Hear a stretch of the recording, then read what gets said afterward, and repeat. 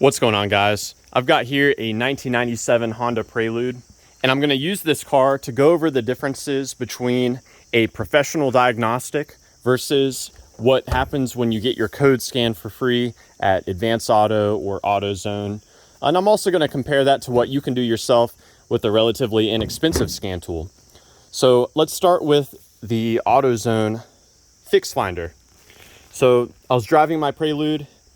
Check engine light came on. I pulled into the AutoZone parking lot. They came out, they read the code, and they provided me with this printout.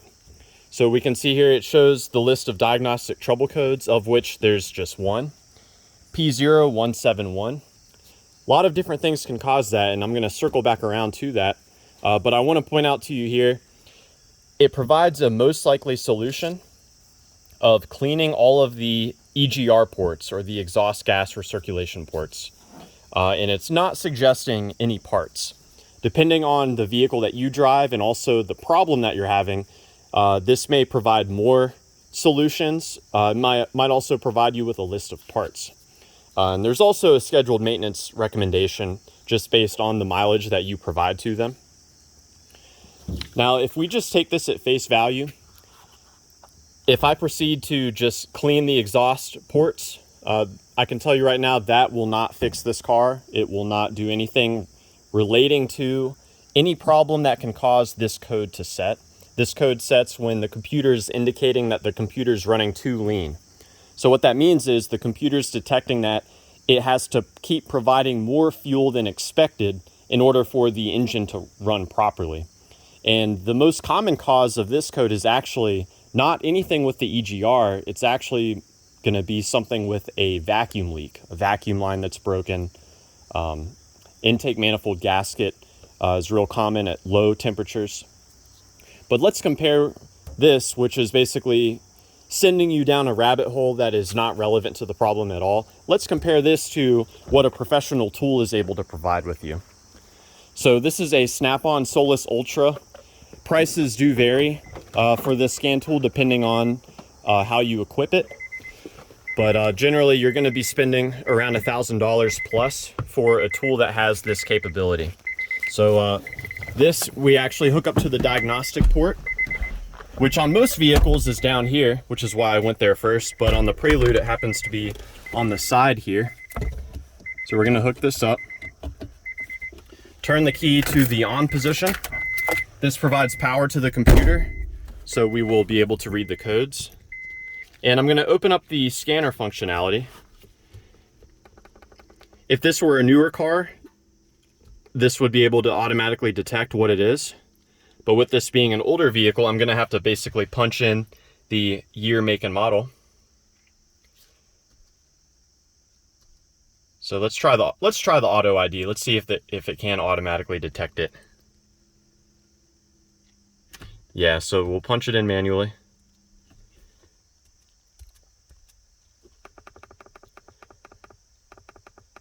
So this tool, in addition to being able to do the basics like pulling the code, it's also going to provide you with some guided testing.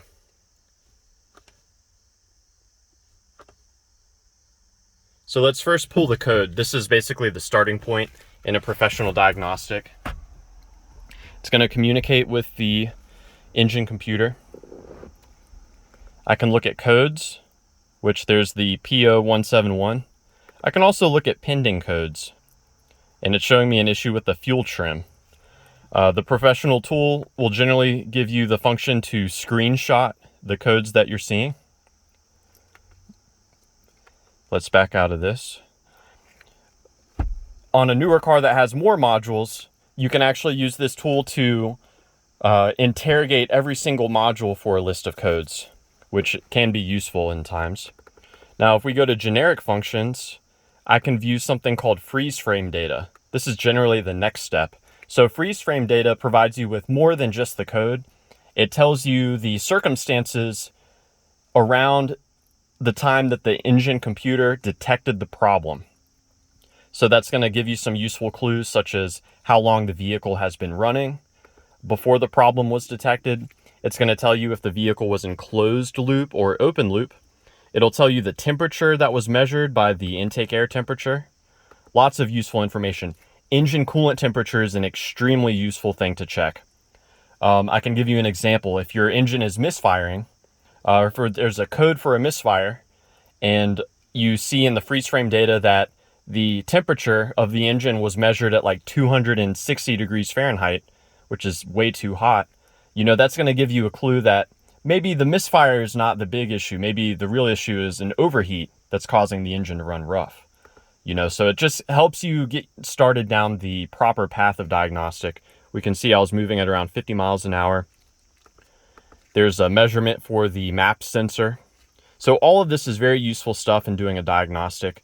And it's something that AutoZone, Advanced Auto, O'Reilly's, they're not really necessarily going to provide you with this stuff. Granted, this is information that a average do-it-yourselfer won't really be equipped to use to its full potential, but it's important information all the same. Now moving on to the specifics of the P0171, indicating a problem with it running too rich or too lean.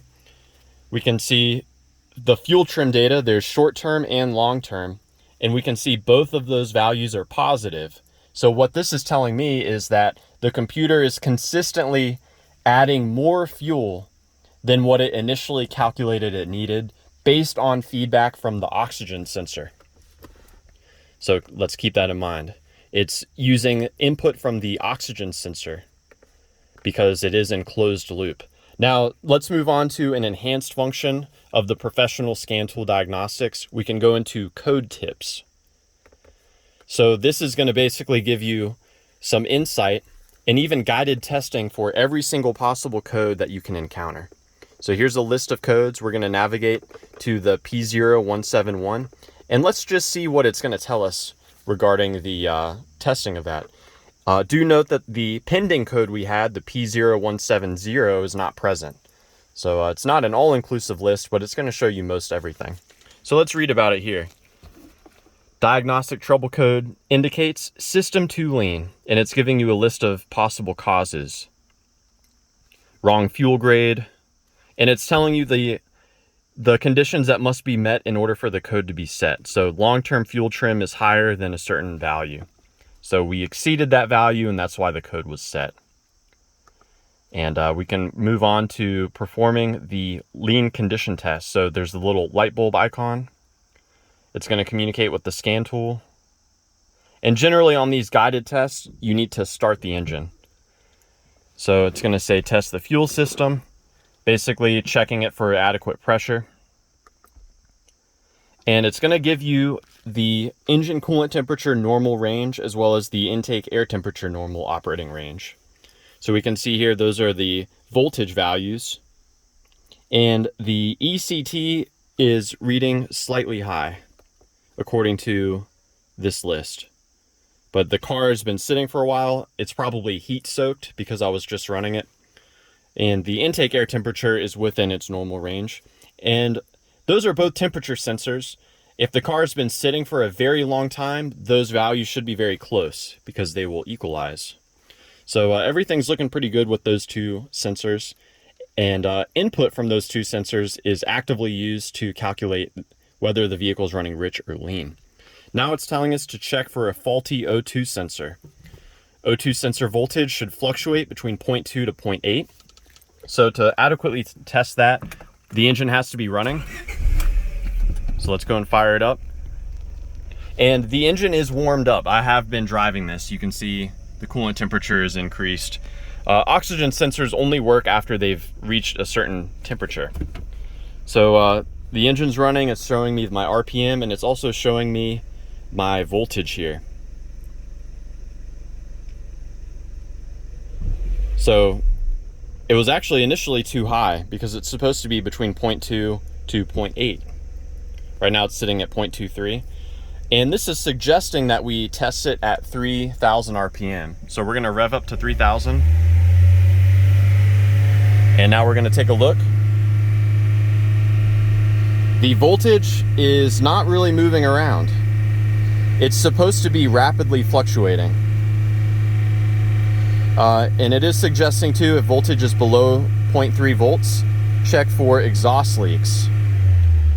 So I don't hear an exhaust leak, but I can still check for one. I want to perform my due diligence here. So I'll show you the way I typically test for an exhaust leak. And this is going to vary depending on whether or not you have dual exhaust, but I can actually clog the exhaust and you can hear it building up pressure. Now, if you're doing this and you hear air escaping from the front of the vehicle, then that's giving you a pretty good indication that you actually do have an exhaust leak. Now, another thing I can do to check to see if the O2 sensor is responding properly is I can pop the hood and I can actually induce a vacuum leak. So let me clear all this stuff off and I'll open the hood. So I've got the hood open with the engine running and I've got the scan tool propped up here to where I can read input from the oxygen sensor, but I want to circle back around to the fix finder. Where on this page does it say anything about a oxygen sensor causing this problem? It doesn't list that anywhere. Where does it say on here that a faulty engine coolant temperature system, engine coolant temperature sensor can cause this? It's not shown. This also doesn't show that an intake air temperature, did I say that already? Engine coolant and intake air temperature sensor, those are both very important. That's not shown on here as well. This doesn't even mention a vacuum leak as a potential cause for this issue, nor does it mention low fuel pressure. It doesn't suggest testing the fuel pressure. So this basically, all it provides you is something about cleaning the EGR ports, which is really sending you off in the wrong direction.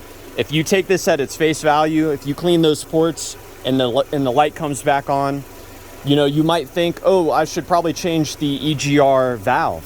So maybe you'll do that. Again, it's not really going to solve it for you. So you have to be really careful with how you interpret your so-called free diagnostics, because it's not going to really lead you down the proper path a lot of the time. But let's go back to the professional diagnostics. So reading 0.8 here, I can actually rev up the engine right here and I can check and see what that sensor value is doing. I want to see it fluctuate, but it's not fluctuating here. One thing I can also do is I can induce a vacuum leak. So I'm going to unplug a vacuum line. You can hear the engine rev up and I can see if the sensor value changes at all. I can plug it here. And what I'm noticing is pretty much no matter what I do, that sensor value just stays on the floor. It's not really responding at all. This is also giving me guided testing for how to check out the MAP sensor. So it's showing me at sea level with the engine off, I should expect 2.9 to 3.1 volts. Right now the engine's running. I'm gonna snap the throttle and see if the voltage changes. So I'm gonna put my hand here to where I can snap that throttle, and let's see what the MAP voltage does when I do this. You can see it drop down to 0.5 volt and then it climbs back up.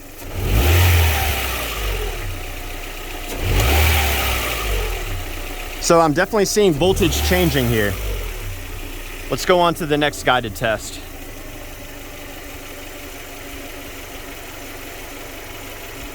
It's also showing me that I could suggest a clogged fuel injector. So let's move back to the, again, you know, we're looking at MAP sensor values. Where on the AutoZone fix finder, where does this say that a MAP sensor can cause the P0171 code? It's not shown here. So again, I'm repeating myself, but you get what you pay for as far as getting a free code scan.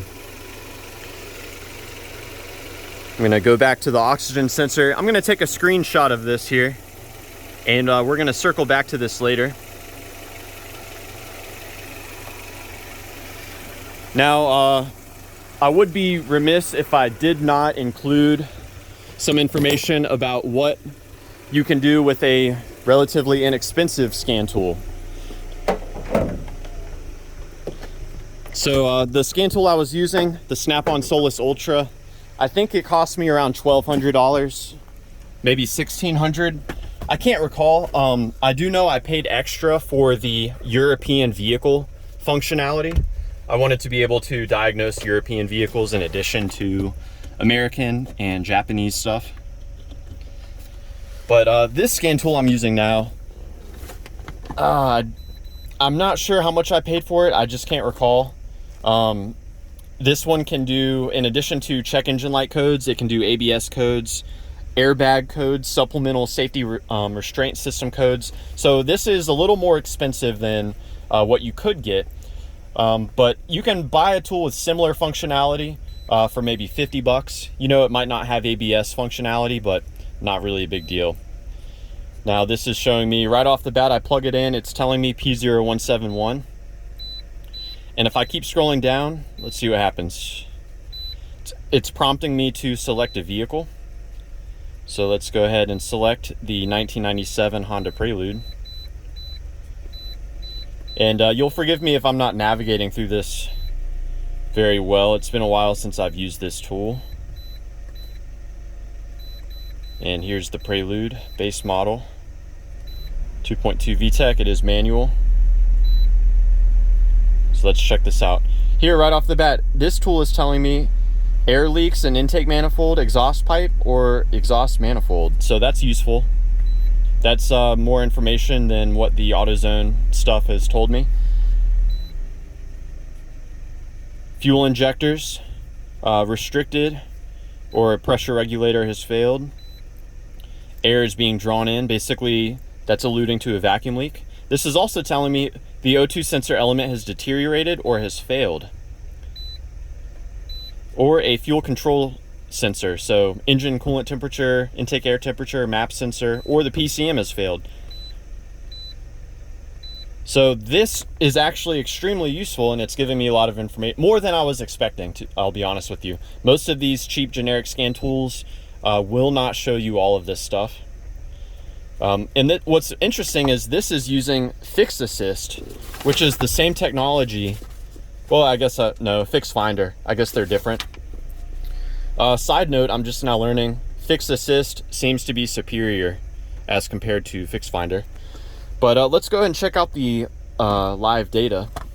This tool, while it won't guide you through evaluating the live data from the sensors like the more expensive scan tool will, you can still check all of these values. So I can see here there's engine coolant temperature sensor right there.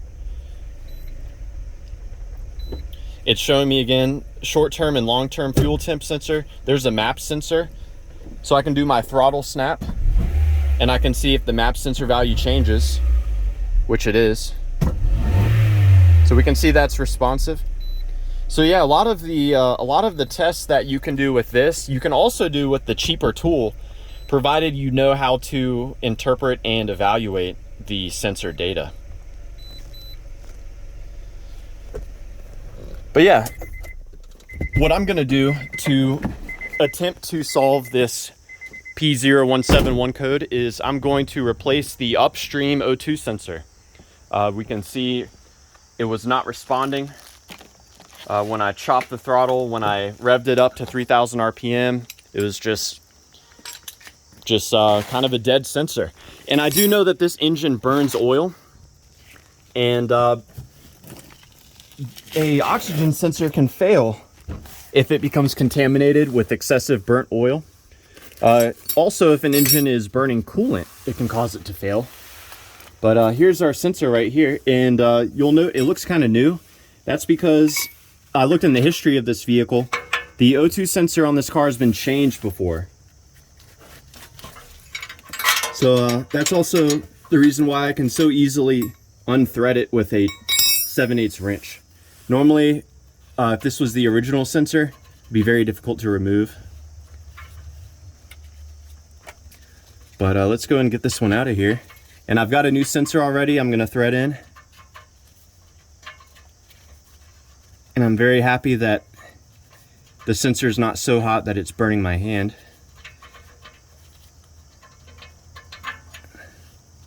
Let's check out how this looks. Does that look contaminated to you? One other thing I've neglected to mention, these can become contaminated if you're using improper silicone. So some sealants, like if you use a certain sealant on the valve cover gasket, if it's not O2 sensor compatible, it can mess up your O2 sensor. But let's continue to remove this one.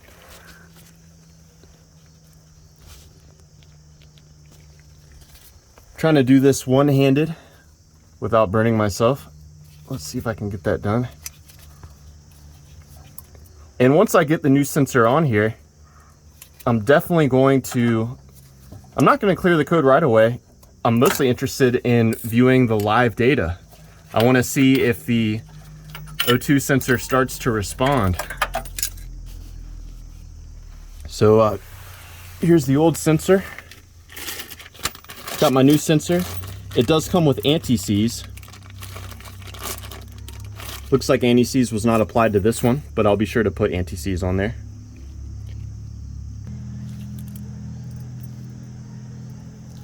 It does not take much,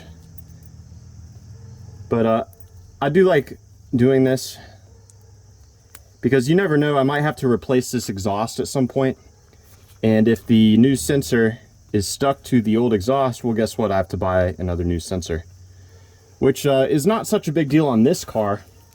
This sensor only cost me about $30, but a lot of cars have much more expensive sensors.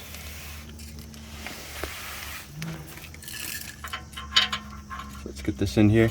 And I'm noting there's a flex pipe right in front of the sensor. So the flex pipe, you know, they can leak. They're almost destined to leak once they get to a certain age, or if they're exposed to heavy rust.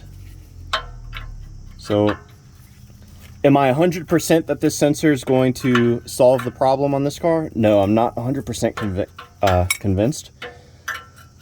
But all indicators so far are pointing out to me that it's very likely that this sensor could be bad. And with the sensor being so cheap, definitely a good starting point.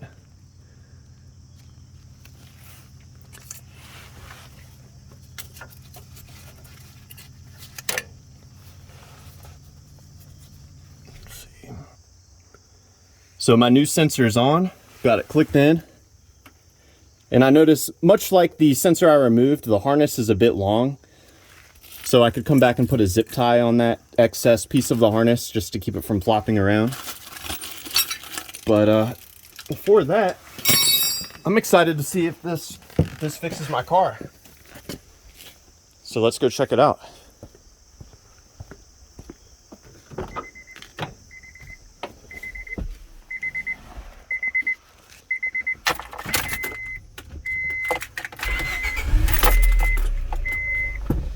And like I mentioned earlier, oxygen sensors, they have to be warmed up before they start to work. So I'm just gonna rev up the engine. Let's see if it can start reading.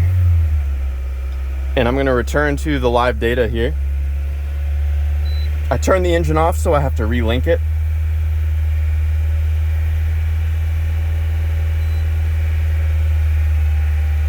And here's the O2 sensor value. Bank 1, sensor 1. So sensor 1, that is the upstream sensor. That's the sensor that I replaced. And let's go ahead and rev it on up to 3,000 RPM. And let's see if this fluctuates.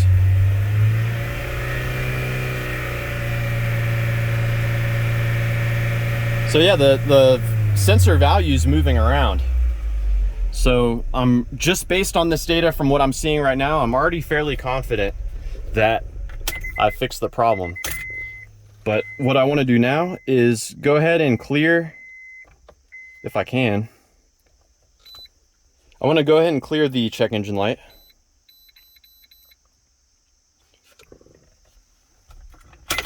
And I'm going to hook up my more sophisticated scan tool, because that's the scan tool that I was doing most of the guided testing with. Of course, it's going to say no communication. Let's continue. Going to go back into the troubleshooter. Code tips.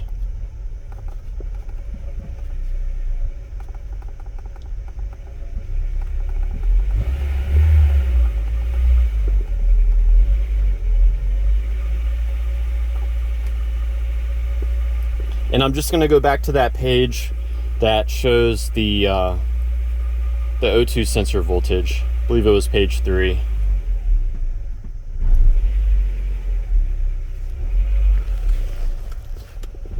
Okay, so that's not showing. So none of these sensor values are actually working at the moment. Sometimes that occurs. You've got to basically reset the scan tool.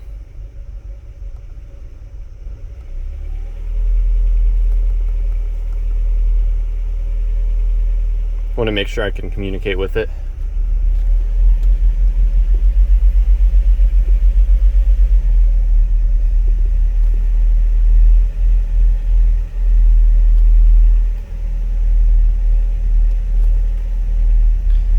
So yeah, even the expensive scan tools, I'll tell you, man, they're not perfect.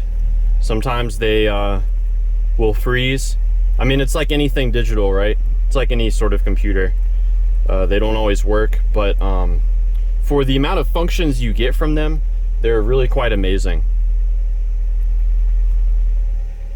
So yeah, now it's reading sensor value. So let's rev it up onto 3000 RPM.